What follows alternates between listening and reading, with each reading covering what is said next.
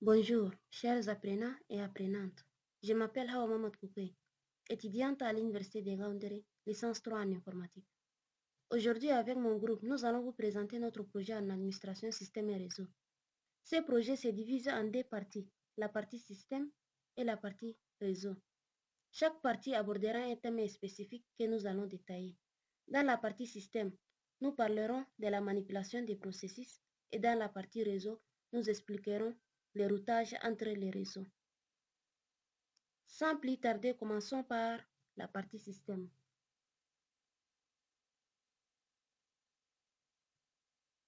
En introduction générale, les systèmes d'exploitation modernes sont généralement multitâches, ce qui signifie qu'ils donnent l'illusion de faire plus d'une chose à la fois en basculant rapidement d'un programme en cours d'exécution à un autre.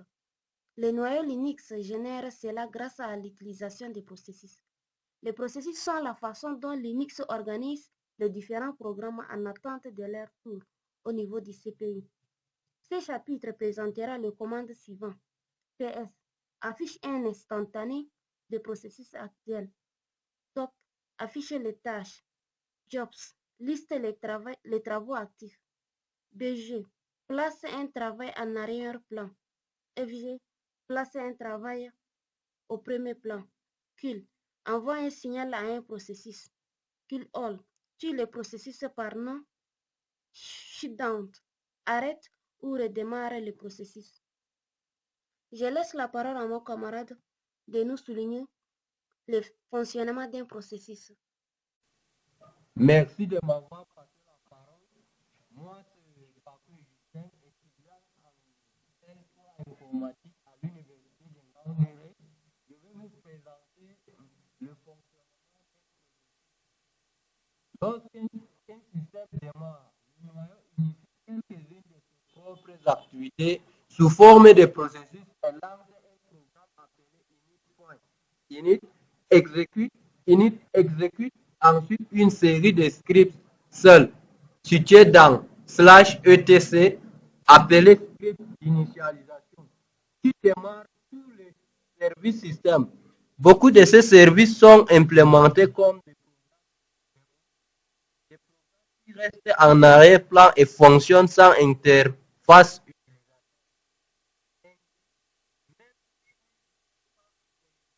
Le système est toujours occupé à effectuer des tâches de routine. Le fait que le programme est exprimé dans le schéma des processus comme un processus parent visant un processus enfant. Le noyau chaque processus pour aider à organiser les choses. Par exemple, chaque processus se voit attribuer un numéro appelé PID, processus I2, process I2. Les PID sont attribués dans l'ordre qui obtiennent le noyau suit également la mémoire attribuée à chaque processus, ainsi que l'état de préparation des processus à reprendre leur exécution.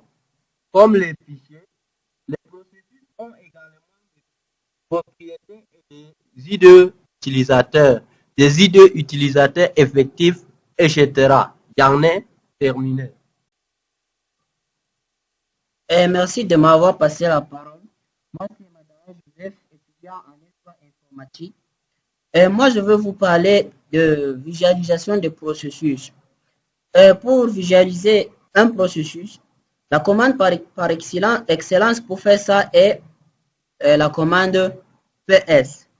Le schéma ci-dessous vous montre justement l'exécution de ça et sans toutefois tarder, nous allons passer au test de la commande PS. Voilà, je passe donc à la saisie de la commande PS. Je valide.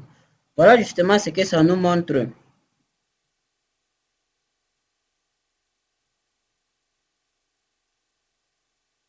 Et sur le schéma qui nous montre justement le champ P et TTY est l'abréviation de télétype et fait référence au terminal de contrôle de processus. Et le champ time est le temps CPU consommé par processus. Et nous allons avancer sur un autre point très important. Alors, aux commandes PX, on y ajoute l'option X. L'ajout de l'option X indique à PS d'afficher tous nos processus, quel que soit le terminal qui les contrôle. Et là, nous allons également passer à exécution. Donc, au PS, j'y ajoute X et je valide. Voilà justement ce que ça nous montre et je vais vous expliquer chaque colonne, ce que ça signifie chaque colonne. Alors, la colonne TTY que je viens de le dire tout à l'heure indique qu'il n'y a pas de contrôle un terminal de contrôle. Et la colonne stat, est l'abréviation de stat et révèle l'état actuel de processus. Le thème, je l'avais expliqué tout à l'heure. Voilà. Comme nous le constatons, le processus peut se présenter dans plusieurs états. Premier état, état R. Cela veut dire que le processus est en cours d'exécution. L'état S, le processus est en veille. L'état D, veille ininterruptible. Le processus attend une entrée-sortie comme une lecture sur le disque. T, arrêt, le processus a reçu l'instruction de s'arrêter. Z, le processus zombie. C'est un processus enfant qui a terminé mais n'a pas été nettoyé par son parent. Et ce caractère inférieur signifie que le processus de haute priorité et N, le processus de basse priorité. J'en ai ainsi terminé et je vais passer la parole à l'un de mes camarades. Merci de m'avoir passé la parole. Moi, c'est Abo Dahirou, toujours étudiant en L3 informatique à l'université de Ngaoundéré. Bon, pour continuer dans la même lancée, je vais vous expliquer la commande PS. La commande PS avec la commande O. Sans toutefois tarder, on va essayer d'exécuter pour voir ce qu'il va afficher. Est-ce qu'on tape la commande PS associé avec O, ça nous affiche cette fenêtre. Comme mes camarades viennent de vous expliquer, moi je vais vous ajouter certaines explications pour avoir une bonne compréhension. Ici, on voit user, c'est l'utilisateur. Donc, dans cette colonne, ça nous affiche le nom des utilisateurs. Deuxième colonne, on a PID. PID, c'est l'identifiant de chaque processus. Troisième colonne, nous avons CPU en pourcentage. Cela nous montre l'utilisation de CPU en pourcentage. Et au quatrième colonne, on a pourcentage même, qui montre l'utilisation de la mémoire en pourcentage. Et ensuite, on a VSZ,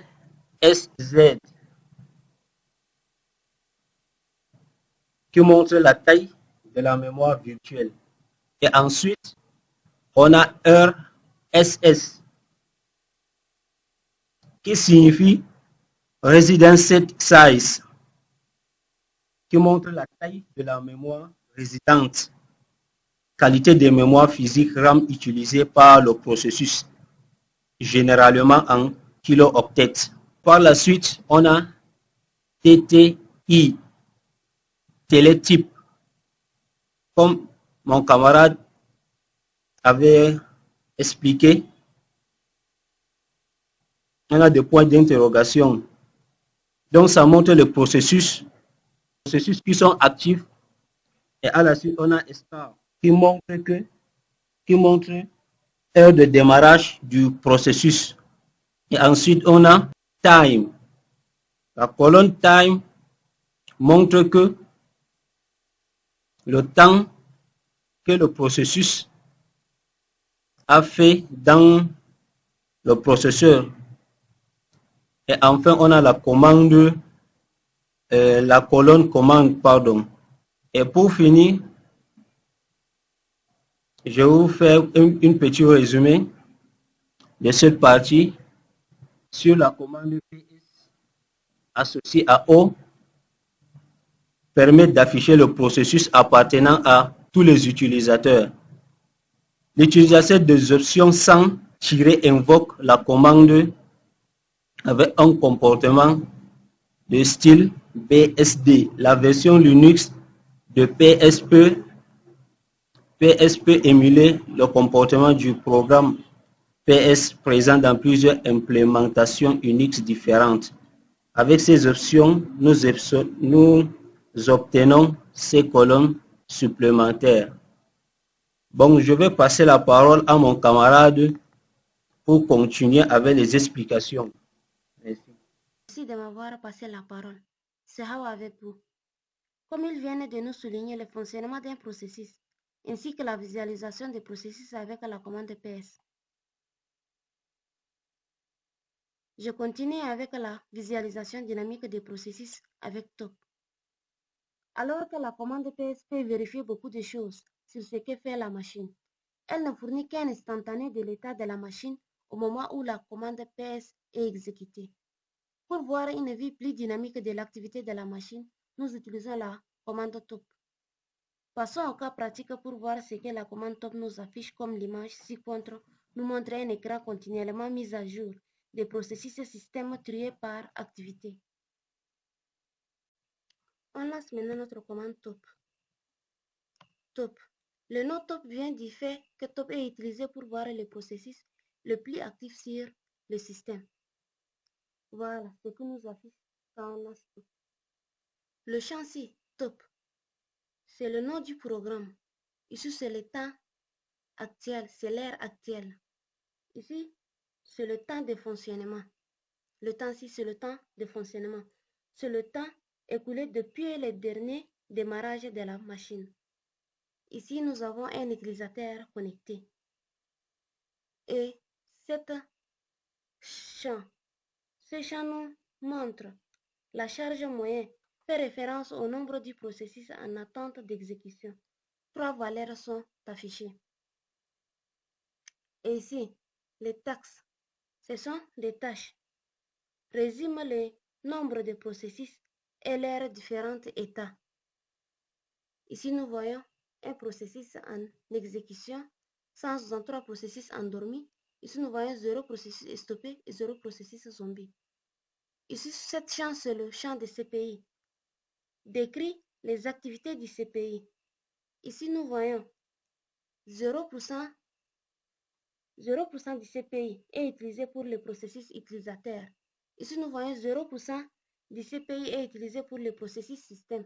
Ici, nous voyons 0% du CPI est utilisé pour le processus NICE. Et ici, nous voyons 97% du CPI utilisé est inactif, autant pour moi. 95% du CPI est inactif. Cette champ nous montre la mémoire, montre comment la RAM physique est utilisée. Le champ-ci nous montre comment la RAM physique est utilisée. Et cette champ-ci, c'est la mémoire virtuelle, montre comment l'espace swap est utilisé. Nous avons ainsi le résumé système, contient beaucoup d'informations utiles. Voici une répartition que nous avons déjà expliquée.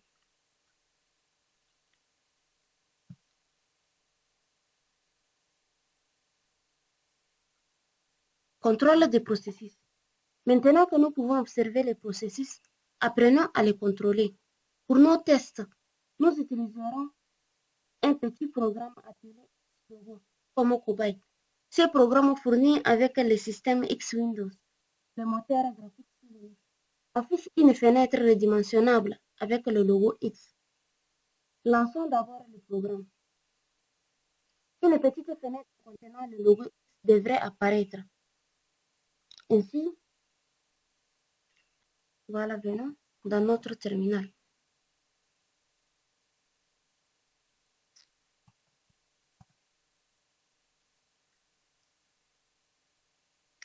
Voilà, lançons Xlogo.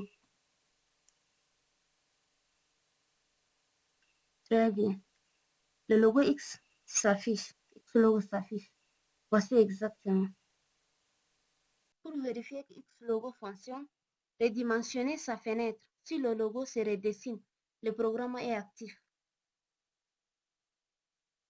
Allons dans le terminal et essayons de voir si le logo se redessine. Voilà. On peut redimensionner le logo.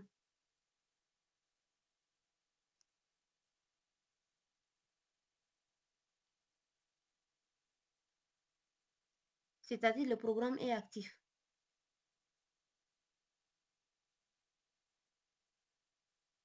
Ainsi, remarquez que l'invite du shell ne revient pas. C'est parce que le shell attend la fin du programme, comme pour tous les programmes précédents. Si vous fermez la fenêtre Xlogo, l'invite. Si vous fermez la fenêtre Xlogo, l'invite réapparaît. Alors, fermons la fenêtre. Voilà, l'invite réapparaît. Interrompre un processus. Observons ce qui se passe lorsque nous relançons Xlogo. Revenez au terminal et appuyez sur CTRL-C. Exécutez Xlogo et vérifiez qu'il fonctionne. La fenêtre Xlogo se ferme et l'invite du shell revient immédiatement. CTRL-C interrompt le processus en cours, comme la plupart des programmes en ligne de commande. De nombreux programmes en ligne de commande, mais pas tous, peuvent être interrompus avec cette technique. Mettre un processus en arrière-plan. Imaginons que nous voulions récupérer l'invite du shell sans terminer le programme Xlogo. Nous pouvons le faire en plaçant le programme en arrière-plan. Considérez le terminal comme ayant un premier plan et un arrière-plan. Pour lancer un programme directement en arrière-plan, ajoutez un « et » après la commande. Allons dans notre terminal pour essayer de le faire. Voilà. Nous avons écrit tout simplement Xlogo avec « et ». Entrée. Voici ce qui nous affiche. Ici, nous voyons c'est le 1 qui montre le numéro de tâche. Et ici, le numéro 6, c'est le PID du processus.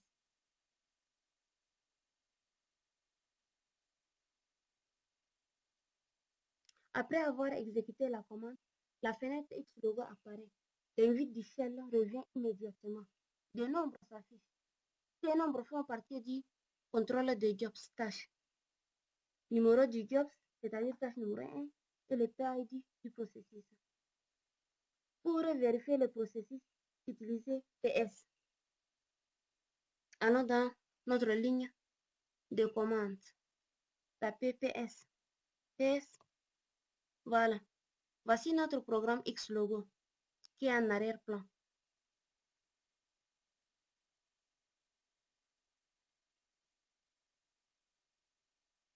La commande Jobs liste les tâches lancées depuis le terminal. Cela confirme que le Jobs numéro 1 Xlogo est en cours d'exécution en arrière-plan. Ainsi, ramener un processus au premier plan. Un processus en arrière-plan ignore les entrées clavier, y compris CTRL-C. Pour les ramener au premier plan, utilisez FG avec le numéro du Jobs. Pourcentage 1 fait référence au job numéro 1. Si un seul job existe, le numéro est optionnel. Pour terminer Xlogo, utilisez CTRL-C. une fois revenu au premier plan. Allons et lançons dans notre terminal la commande FG.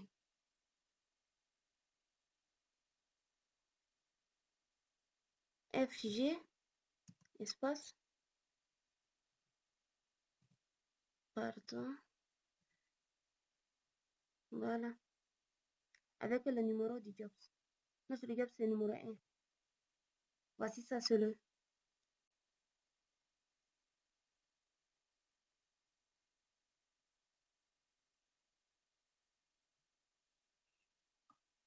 Pour terminer Xlogo, on va lancer CTRL-C. Voilà.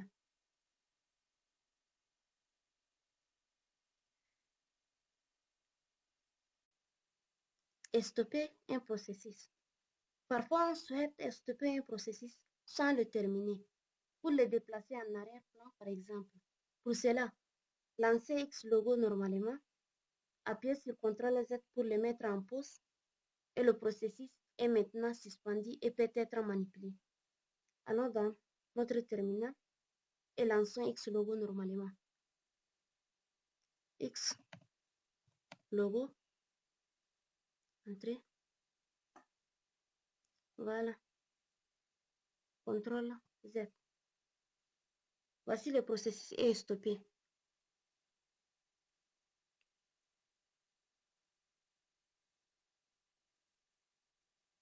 Le processus est maintenant suspendu et peut être manipulé. Après avoir stoppé Xlogo, on peut vérifier que le programme est bien en pause. En essayant de redimensionner sa fenêtre, elle ne répondra plus. On a alors deux options. Relancer en premier plan avec FG. Déplacer en arrière-plan avec BG. Comme avec la commande FG. Le job est optionnel s'il n'y a qu'un seul job. Déplacer un processus du plan vers l'arrière-plan est pratique. Si nous lançons un programme graphique à partir de la ligne de commande, mais oublions de le mettre en arrière-plan. Pourquoi lancer un programme graphique depuis le terminal? Programme absent de menu comme Xlogo, voire les erreurs masquées. Le programme lancé graphiquement cache souvent le message d'erreur en le lançant en terminal. On peut diagnostiquer des problèmes, par exemple échec de démarrage. Options avancées. Beaucoup de programmes graphiques offrent des options utiles en ligne de commande. Nous allons parler ici sur les sillons. La commande kill est utilisée pour tuer des programmes. Cela nous permet des programmes qui doivent être arrêtés. Voici un exemple. Allons dans notre ligne de commande pour exécuter l'exemple.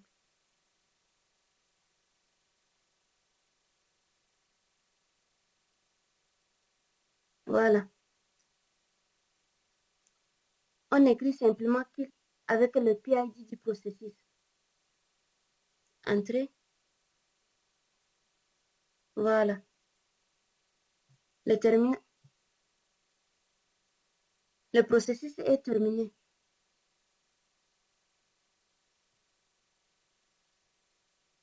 Nous lançons d'abord Xlogo en arrière-plan. L'échelle affiche les jobs et le PID du processus en arrière-plan. Ensuite, nous utilisons la commande kill et spécifiant le PID du processus que nous voulons terminer. Nous aurions également pu spécifier le processus en utilisant un job, par exemple, pourcentage 1 au lieu d'un PID. Bien que cela soit assez simple, il y a plus que cela. La commande kill ne tue pas exactement le programme, elle leur envoie plutôt des signaux.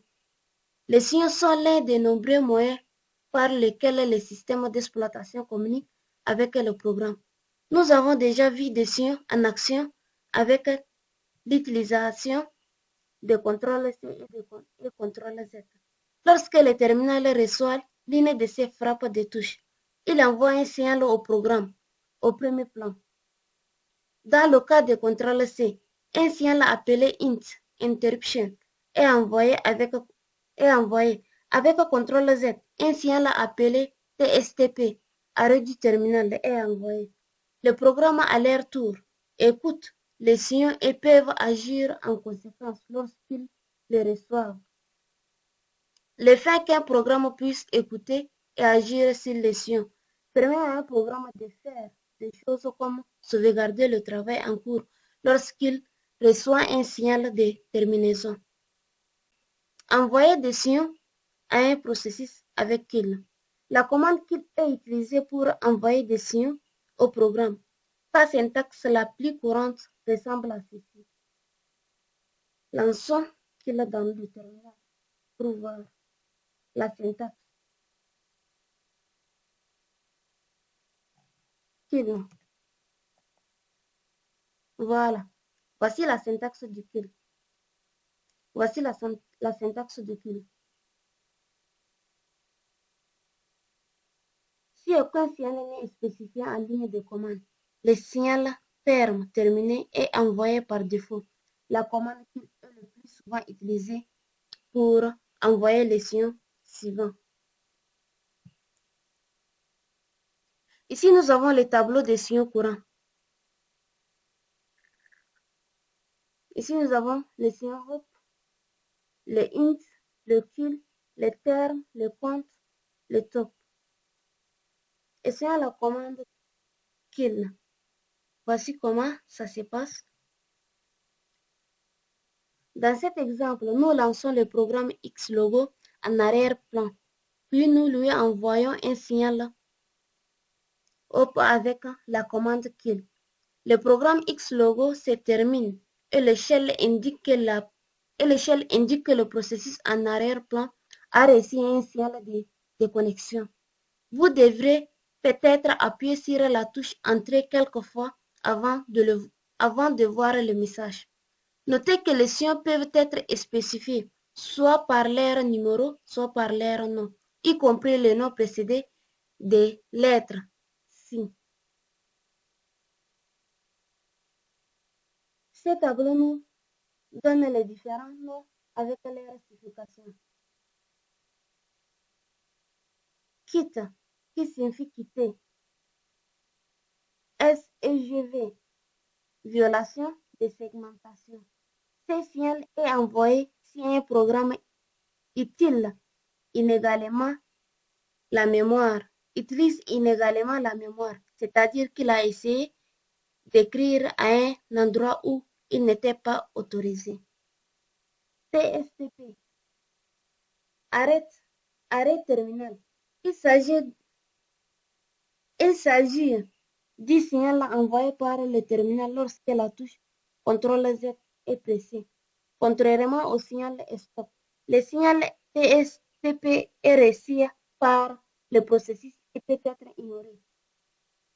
Le range, changement de fenêtre. Il s'agit d'un signal envoyé par le système lorsqu'une fenêtre change de taille. Certains programmes comme Top et Test réagissent à ce signal en se redessinant pour s'adapter aux nouvelles dimensions de la fenêtre.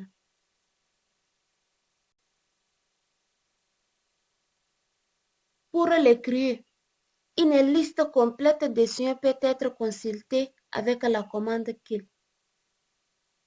Kill -n. Voilà. Voici les différents signaux.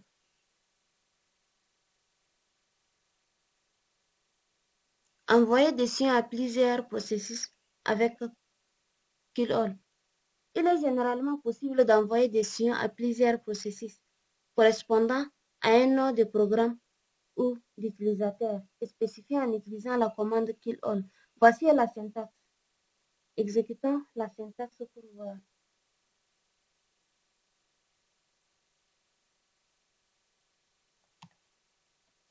Kill all. Voilà. Voici la syntaxe de la commande kill all.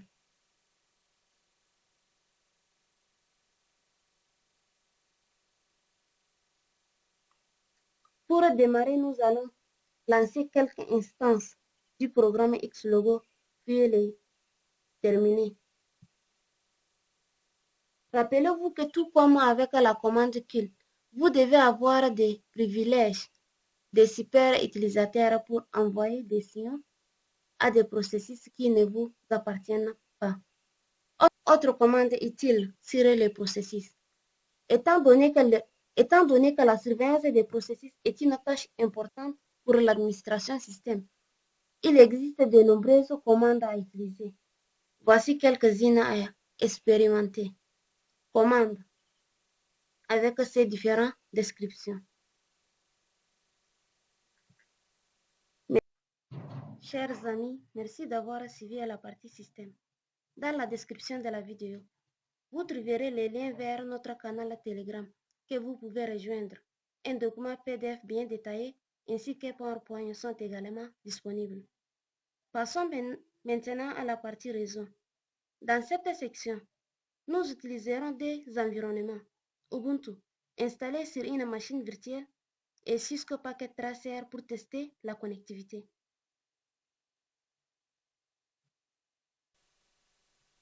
Ainsi, nous avons l'introduction générale et nous avons souligné quelques rappels et définitions des concepts et mots-clés.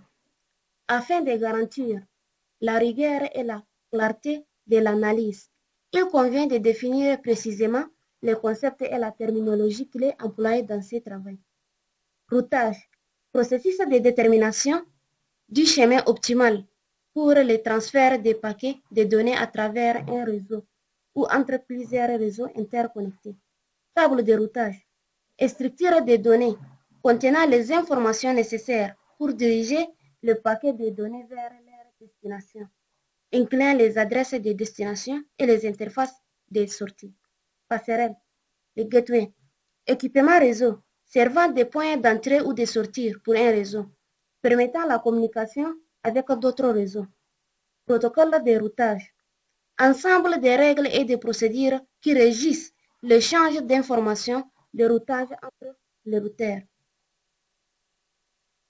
Ainsi, nous avons ifconfig, utilitaire des lignes de commande utilisé dans le système Unix et Linux pour configurer les interfaces réseau. Route, utilitaire des lignes de commande utilisé pour manipuler les tables de routage, notamment pour ajouter ou supprimer des routes statiques. NetEsta-6NR, commande permettant d'afficher le contenu de la table de routage du noyau. Nous avons souligné aussi la configuration de routage. Nous avons le routage minimal, est construit par ifconfig une fois l'interface réseau est configurée. Nous avons le routage statistique, est construite manuellement par l'administrateur système qui utilise la commande route, ainsi que nous avons le routage dynamique. Les routes sont construites à coup d'ifconfig dans un script écrit par l'administrateur ou dynamiquement par le protocole de routage. Nous avons ainsi les tables de routage. Table de routage minimale. Une fois la configuration de l'interface réalisée, la commande netesta-6nr permet de connaître la table de routage construite par ifconfig.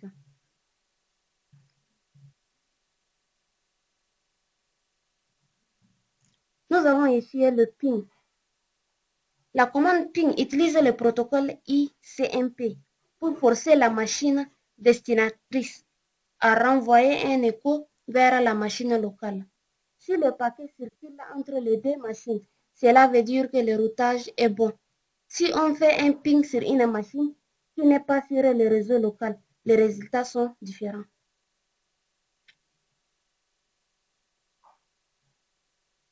Ainsi, nous avons souligné la construction d'une table de routage statique.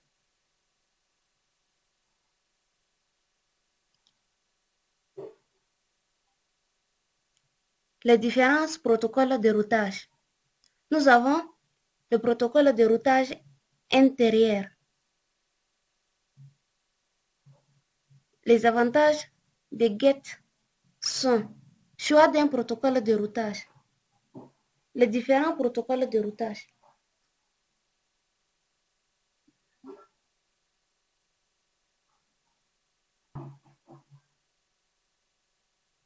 Pensons maintenant au cas pratique. Maintenant, nous allons connecter la machine virtuelle avec la machine hôte. Pour connecter ces deux machines, nous aurons besoin de leur adresse IP. Pour cela, sur Ubuntu,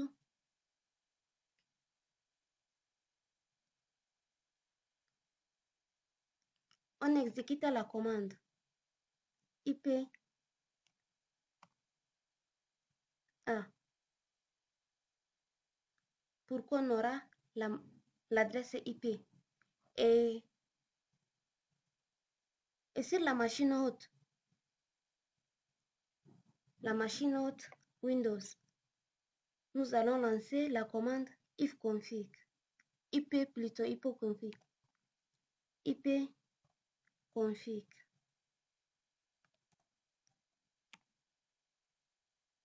Voilà, nous avons les adresses IP de deux machines différentes, de la machine Ubuntu en virtuel et la machine hôte qui est Windows.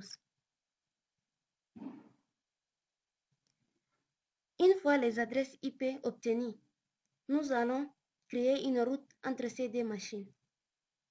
Pour cela, utilisez la commande suivante sur Ubuntu.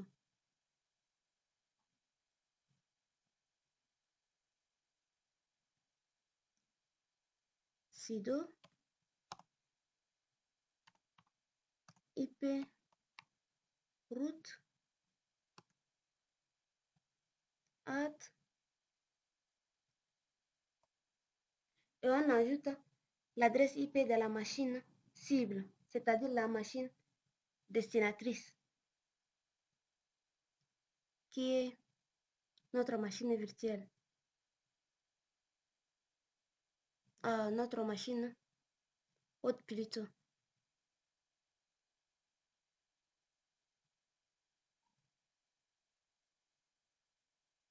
Ici, nous avons les adresses IP de notre machine hôte 192.168.228.1.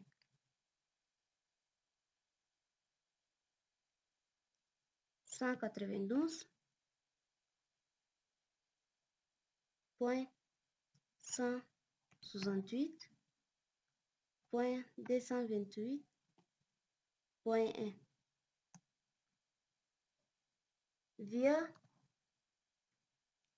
l'adresse IP de la machine émetteur, qui est l'adresse IP de passerelle que nous avons ici. Je vais copier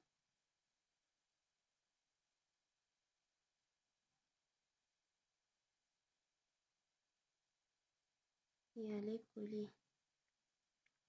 Voilà.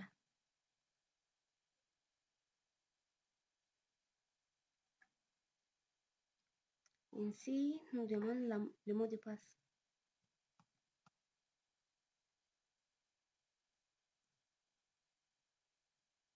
C'est bon. On peut pinguer pour vérifier si la connectivité passe. Pour pinguer, on utilise la commande simplement ping. Ping. Et on utilise l'un des adresses. Par exemple, notre adresse émettrice. Voilà. Voici. La connexion passe entre ces deux réseaux. On vient de créer une route entre la machine virtuelle Ubuntu et la machine hôte, notre machine physique Windows. CTRL C pour arrêter. Ici, nous voyons 31 paquets, c'est-à-dire 31 paquets transmis et 31 récits, 0 paquet perdu et le temps qu'il lui faut pour transmettre ces paquets. Comme vous voyez, Ping utilise le protocole ICMP. Ok? C'est-à-dire, il y a la connexion entre ces deux machines. La connectivité passe normalement. Nous allons maintenant utiliser l'environnement Cisco Packet Tracer pour configurer des PC connectés à un routeur. Cisco Packet Tracer est un logiciel de simulation réseau qui permet de modéliser des infrastructures réseau complexes. Passons maintenant à la création de notre topologie. Choisissons des PC.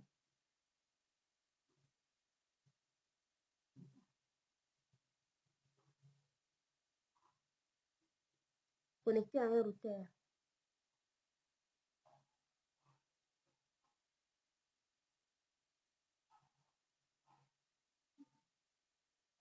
Voilà.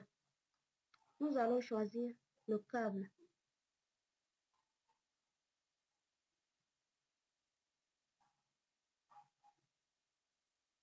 Nous allons choisir la câble droite. Giga Ethernet 0. Ici, c'est passe Ethernet. La même chose. Giga Ethernet 1. Ici, c'est la passe Ethernet 0.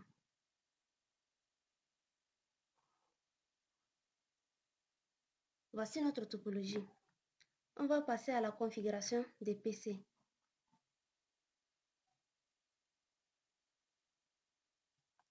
Comme vous voyez, nous n'avons ni l'adresse IP, ni le masque de sous-réseau et ni le gateway, les passerelles par défaut. On passe à la configuration. On vient ici, on clique sur la machine. On vient sur config. Et ici, c'est une configuration statique. On entre les passerelles par défaut, les gateways. 192.168.1.1. Voilà. C'est le IP, l'adresse IP du routeur. Ici, c'est l'adresse IP du routeur. Mais c'est la passerelle par défaut de la machine. On vient sur passe Ethernet 0. On va donner l'adresse IP de la machine. 192.168.1.10. Entrée. Voilà. Voici, c'est la masque de sous-réseau. Nous sommes dans la classe C.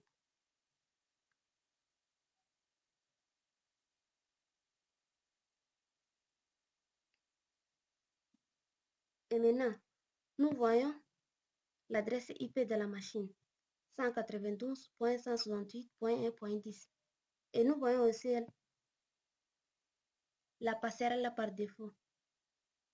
192.168.1.1.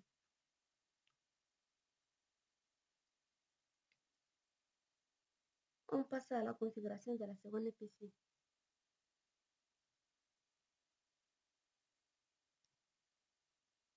Config. On entre le gateway par défaut.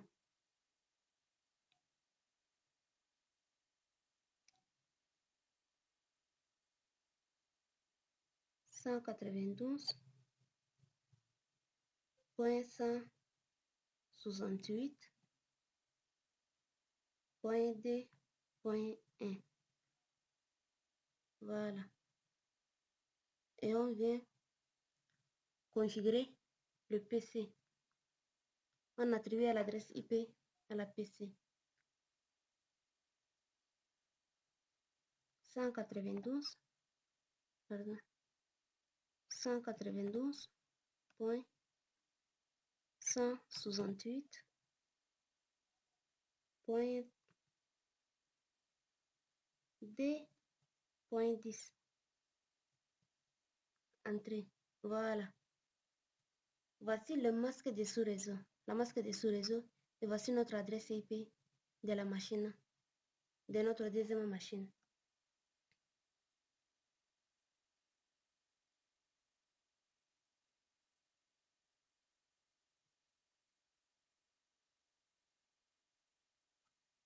Voici nous avons l'adresse IP, l'espace Ethernet 0, 192.168.2.10. Ici, nous avons les gateways par défaut, 192.168.2.1. On passe à la configuration des routeurs.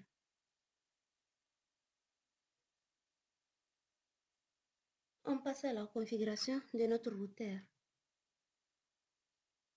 On vient ici. On choisit la face Giga Ethernet 0. Voilà. Nous allons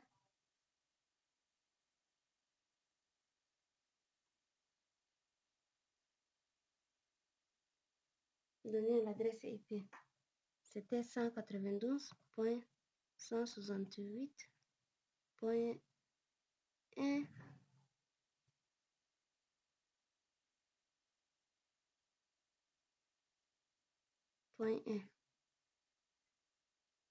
Voilà. Et on passe à la seconde face Giga 1. C'était 192.168.2.1.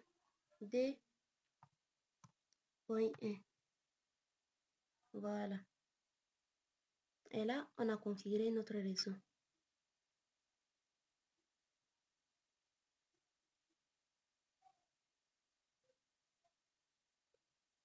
Voici, nous avons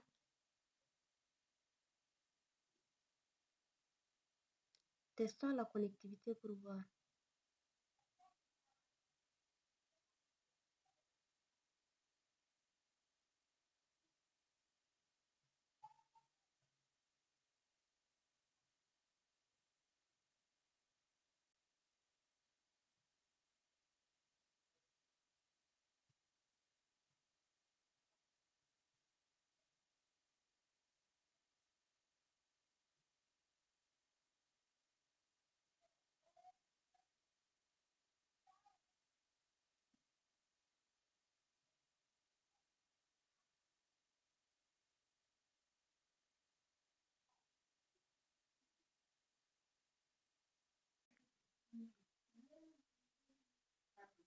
Au début, la connectivité ne passait pas parce que le routeur n'est pas activé.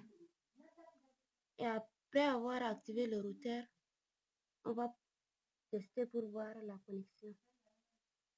On utilise des paquets ICMP PCD avec le routeur. Voilà. Vous voyez ici, là, successful entre PCD et le routeur. C'est-à-dire il y a la connexion. Ainsi qu'entre le routeur et le PC3. Voici successful. Et essayons de voir entre le PC avec le PC3. Voilà, ça donne aussi. On passe à la simulation.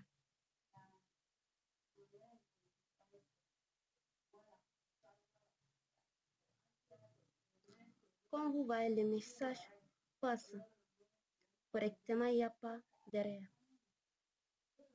C'est-à-dire la connexion est établie.